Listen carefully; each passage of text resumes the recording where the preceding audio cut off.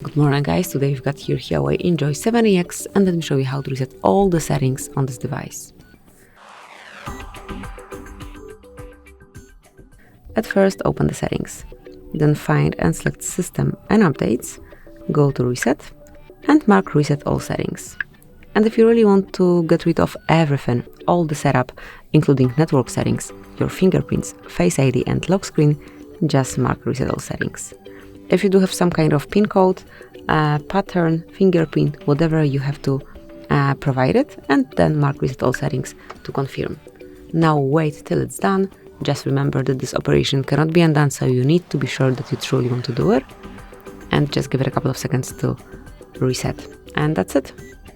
As you can see, it has been reset, like all DIM, language, everything. Thank you for watching. Please subscribe our channel and leave the thumbs up.